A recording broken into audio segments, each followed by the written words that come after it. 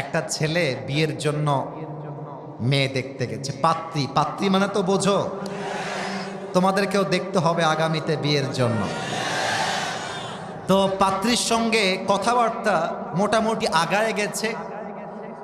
শাদি বহুত হি জলদ হি হোনে ওয়ালা হ্যাঁ, হয়ে যাবে, মানে বিয়েটা হয়ে যাবে যাবে ভাব।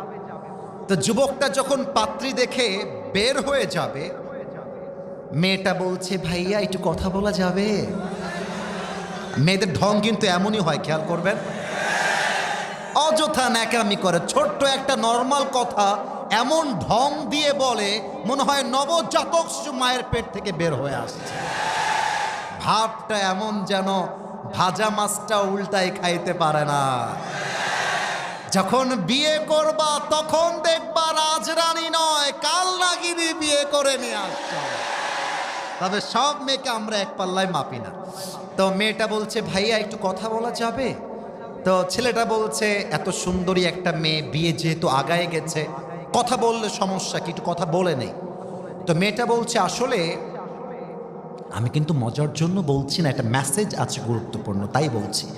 তো বলতেছে আপনার সঙ্গে আমি একটু আলাদা কথা বলতে চাই, পার্সোনাল কথা, আপনার আব্বা আম্মা থাকতে পারবে না।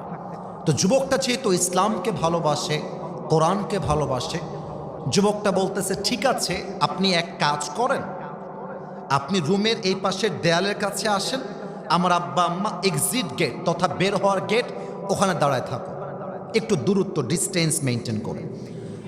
তো মেয়েটা বলতে গিয়েও বলছে না, বলতে গিয়েও বলছে না। তো যুবকটা বলছে নির্দ্বিধায় যা বলতে চান you can make conversation with me very normally, যা বলতে মন চায় বলেন। তো মেয়েটা বলতেছে আসলে আপনাকে আমার পরিবারের সবার পছন্দ হয়েছে, আমারও পছন্দ হয়েছে, বাট প্রবলেম একটা জায়গায়। তো বলছে কি প্রবলেম? বলছে আপনার মুখে এই যে লম্বা লম্বা চাপ দাঁড়িয়ে আছে না, আপনাকে এটা কেটে ফেলতে হবে।